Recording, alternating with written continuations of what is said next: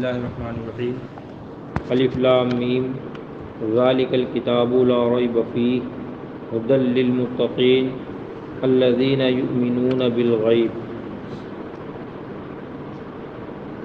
اللہ کے نام سے شروع جو بہت مہربان رحمت والا، وہ بلند رتبہ کتاب، کوئی شک کی جگہ نہیں، اس میں ہدایت ہے ڈر والوں کو، وہ جو بے دیکھے ایمان لائیں۔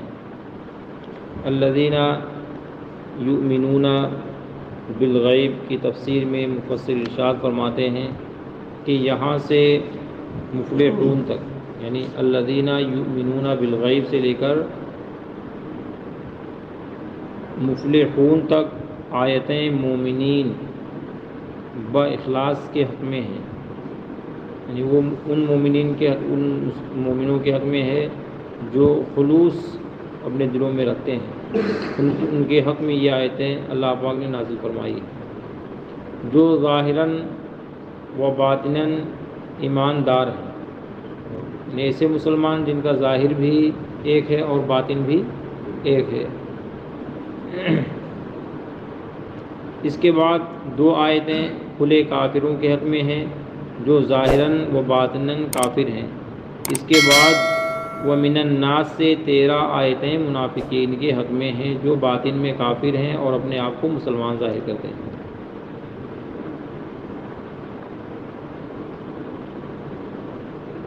غیب مصدر یا اسم فاعل کے معنی میں ہے۔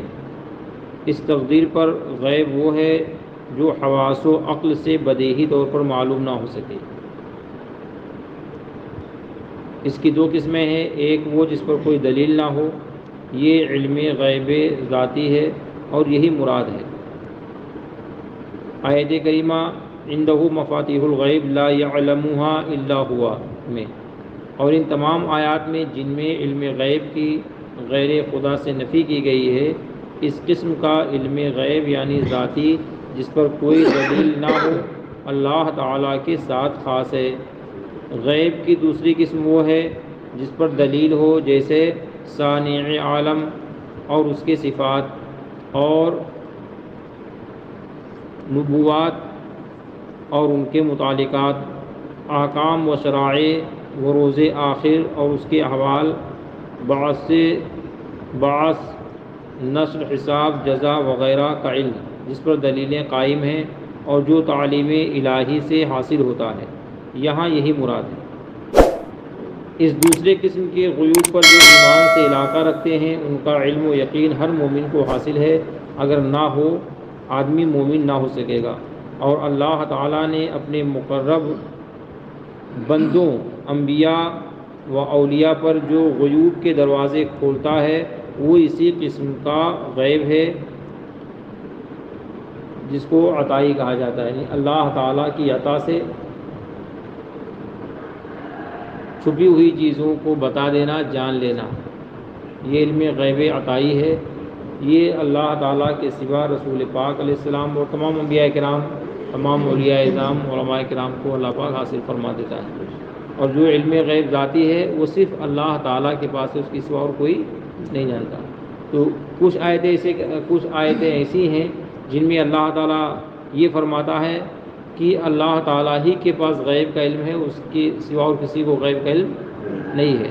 تو اس آیت کریمہ کا مطلب یہ ہے کہ ذاتی طور پر جو غیب کا علم ہے وہ اللہ پاک کے پاس ہے، اس کے سوا کسی کے پاس نہیں ہے۔ اور رہا عطائی طور پر تو قرآن شریف کی بے شمار آیتیں ایسی ہیں جو اس بات پر دلالت کرتی ہیں کہ اللہ تعالیٰ نے اپنے محبوب کو، انبیاء کرام کو غیب کا علم عطا فرمایا ہے۔ تو اس غیب سے مراد وہی غیب ہے جو علم غیب عطائی ہے، جو اللہ پاک عطا فرماتا ہے۔ یہاں الذین یؤمنون بالغیب جو بن دیکھے ایمان رکھتے ہیں، تو بن دیکھے سے مراد یہاں وہی ہے جن کو اللہ تعالیٰ نے اپنے طور پر اللہ تعالیٰ نے عطا فرمایا۔ اس دوسرے قسم کے غیوب جو ایمان سے علاقہ رکھتے ہیں، ان کا علم و یقین ہر مومن کو حاصل ہے، اگر نہ ہو آدمی مومن نہ ہو سکے۔ اور اللہ تعالیٰ اپنے مقرب بندوں انبیاء اولیاء پر جو غیوب کے دروازے کھولتا ہے وہ اسی قسم کا غیب ہے۔ یا غیب معنی مصدری میں رکھا جائے اور غیب کا صلہ مؤمن بھی قرار دیا جائے، یا با کو متلبسین محذوف کے متعلق کر کے حال قرار دیا جائے۔ پہلی صورت میں یہ آیت کے معنی یہ ہوں گے جو بے دیکھے ایمان لائیں، جیسا حضرت مترجم قدسہ سے رہو نے ترجمہ کیا ہے، یعنی امام اہل سنت سیدی سرکار اعلیٰ حضرت نے ترجمہ فرمایا۔ دوسری صورت میں یہ معنی یہ ہوں گے جو مومنین کے پس غیبت ایمان لائیں، یعنی ان کا ایمان منافقوں کی طرح مومنین کے دکھانے کے لیے نہ ہو بلکہ وہ مخلص ہوں، غائب حاضر ہر حال میں مومن رہیں۔ غیب کی تفسیر میں ایک قول یہ بھی ہے کہ غیب سے قلب یعنی دل مراد ہے۔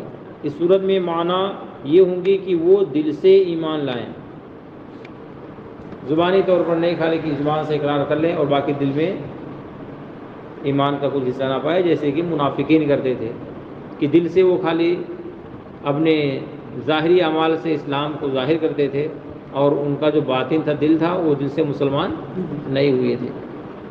ایمان جن چیزوں کی نسبت ہدایت و یقین سے معلوم ہے کہ یہ دین محمدی سے ہیں، ان سب کو ماننے اور دل سے تصدیق اور زبان سے اقرار کرنے کا نام ہے۔ ایمان کس کا نام ہے؟ جن چیزوں کی نسبت ہدایت و یقین سے معلوم ہو کہ یہ دین مصطفیٰ سے ہے، ان سب کو ماننے اور دل سے تصدیق اور زبان سے اقرار کر لینے کا نام ایمان ہے۔ عمل ایمان میں داخل نہیں ہے، اسی لیے یؤمنون بالغیب کے بعد یقیمون الصلاۃ فرمایا۔ ایک ہے اعمال اور ایک ہے ایمان، تو ایمان کے بارے میں مفسر نے ارشاد فرما دیا، اور رہا اعمال تو یہ اعمال ہمارے ہاں ایمان میں نہیں داخل ہے، جیسے کہ نماز، روزہ، حج، زکوٰۃ، شراب نوشی سے دور رہنا، جوا، سود، چغل خوری، غیبت، ان سب سے دور رہنا، یہ اعمال ہیں۔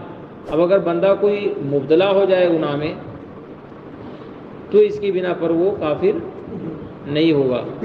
ہاں اگر ان کو جان لے کہ یہ جائز ہے تو اسی صورت میں کافر ہو جائے گا۔ اس لیے جن چیزوں سے اللہ اور اس کے رسول نے منع فرمایا ہے ان سے باز رہا جائے، اور جن چیزوں کو اللہ اور اس کے رسول نے کرنے کا حکم فرمایا ہے ان کو کیا جائے۔ وآخر دعوانا ان الحمد للہ رب العالمین۔